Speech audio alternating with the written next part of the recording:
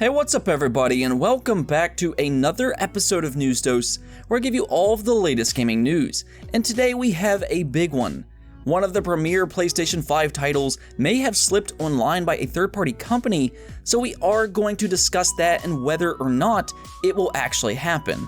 Also, one of Nintendo's fan-favorite first-party developers may almost be ready to show off their newest game, and Xbox announced the second half of May's Xbox Game Pass lineup, so stick around because you're not going to want to miss that.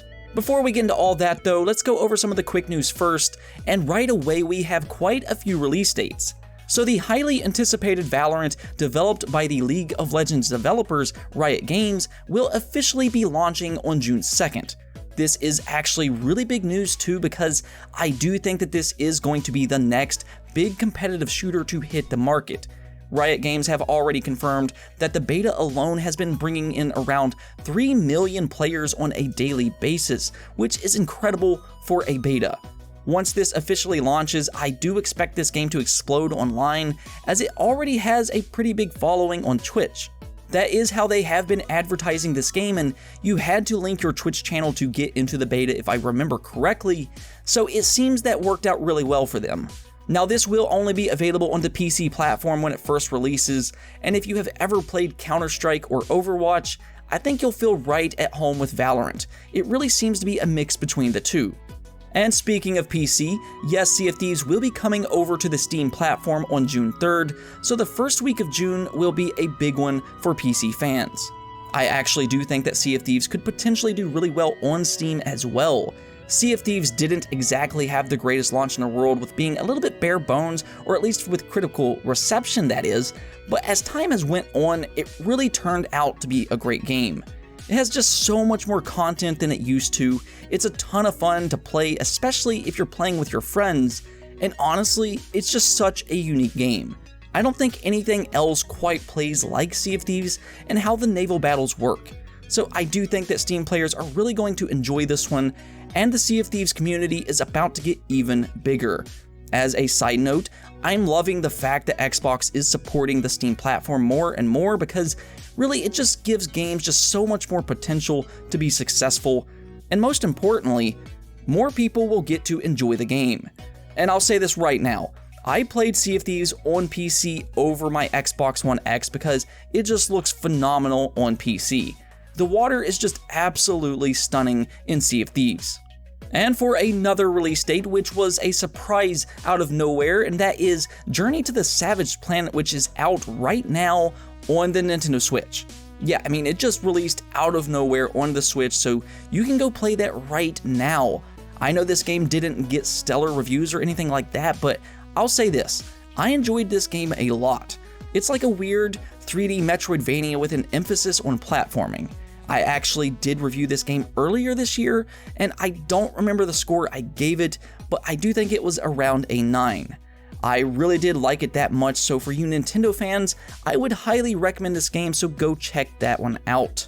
And since we are on the topic of release dates, we might as well talk about Xbox Game Pass for a moment, because they announced the second wave of Xbox Game Pass games for the month of May.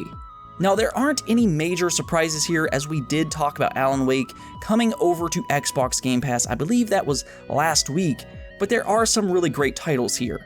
You have Alan Wake, which is one of my favorite Xbox 360 games, you have City Skylines, and the big one here, Minecraft Dungeons, coming over to Xbox Game Pass for console. Then over on Xbox Game Pass for PC, it gets all of the same titles in addition to Plebby Quest. So yeah, the big one here is definitely Minecraft Dungeons, which will release into Xbox Game Pass day 1 on May 26. Minecraft Dungeons doesn't just look like a simple spin-off to Minecraft either. This actually looks like a great dungeon crawler, and I think it's a perfect fit for Minecraft. We also have to keep in mind just how big the Minecraft franchise is as well.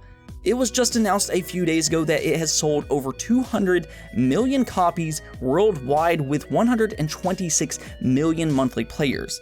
That's just absolutely insane and shows you the power of Minecraft. I mean, when have you ever heard of a big game like this selling more than 200 million copies?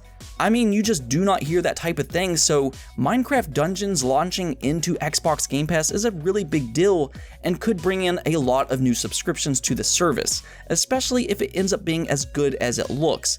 And the fact it's also got a heavy emphasis on cooperative gameplay, I think this game will have a pretty good word of mouth.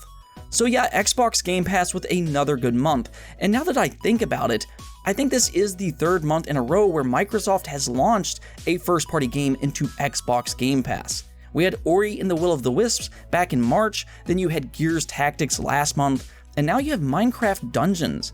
It just feels so good to be an Xbox Game Pass subscriber, and honestly, and I know I keep saying this, but it truly is the best deal in gaming. And speaking of Xbox, Platinum Games in an interview with the Video Game Chronicles talked about several different things, including Bayonetta 3, which you don't have to worry about, it's still being reported to have no issues. They talked about next-generation consoles, and the one I want to talk about today is that they have denied that Microsoft ever tried to acquire Platinum Games. So this has been a pretty big rumor since back in January, because well-trusted insiders did allude to Xbox trying to acquire Platinum Games. Both Daniel Ahmad and Brad Sams did talk about this over on Twitter, though I guess technically neither ever actually said that Xbox talked to Platinum Games. Rather, it looks as if Brad Sams alluded to them at least talking about it internally within Microsoft, though obviously nothing ever happened with that. And then Daniel Ahmad just agreed it may have been possible since they were looking for funding last year. But here, Platinum Games confirmed they did not have any acquisition discussion with Xbox. Of course, Xbox has been very adamant publicly that they want to acquire an Asian studio, and a Japanese one in specific, so I still do think that they are probably looking over in Japan for a studio. I talked about this in the past though, and one thing I would not rule out is Xbox just building a studio from the ground up over in Japan instead of acquiring a new studio there. If Xbox were to ever acquire a Japanese studio though, my choice would always be Mistwalker. Mistwalker is always going to be a fascinating studio for Xbox fans considering their history together with both Lost Odyssey and Blue Dragon.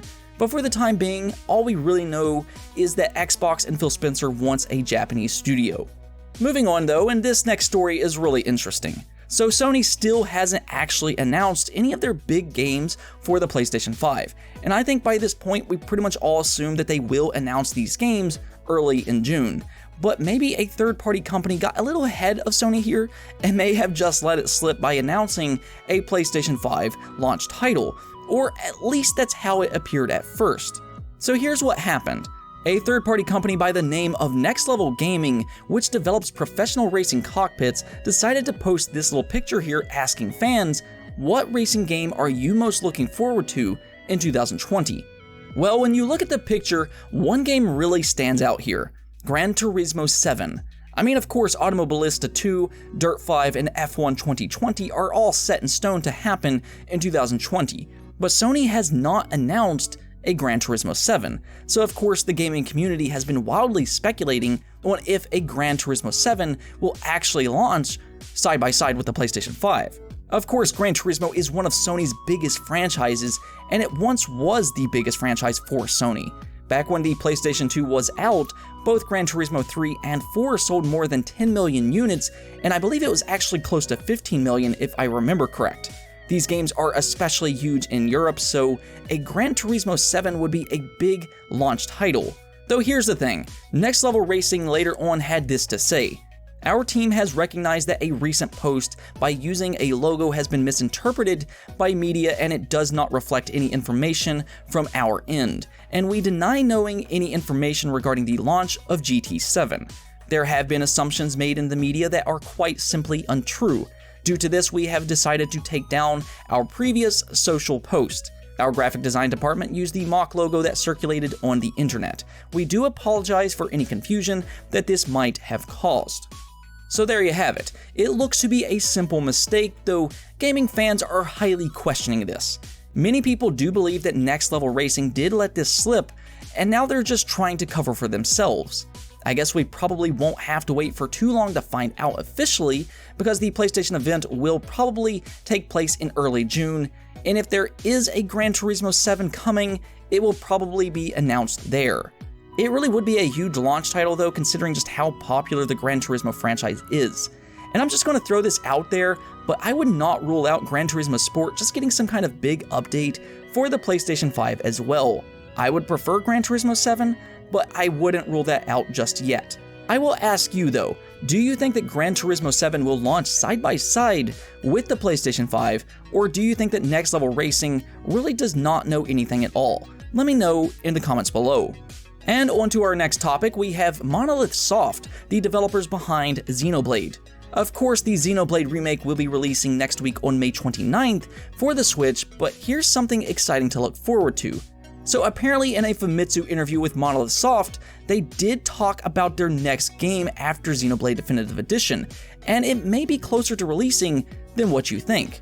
So yeah, they had started planning for a new game right after the launch of Xenoblade 2 back in 2017, and they presented this idea to Nintendo in May of 2018. So we are talking about 2 years ago, so whatever this game is that they have been working on has been in development for some time now. Now, if we are looking at a 4-year development cycle for games, it probably will not release until 2022, but we may start seeing or hearing about this game in 2021.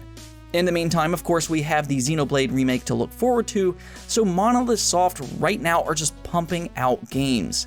I guess my main question would be, will this next game be related to the Xenoblade franchise, or will it be something completely new? What do you think? Let me know, or just tell me what you would like to see them work on in the future. Anyways though, that's it for this episode, but if you liked the video, don't forget to hit the bell notification and subscribe button for more content just like this. Peace out.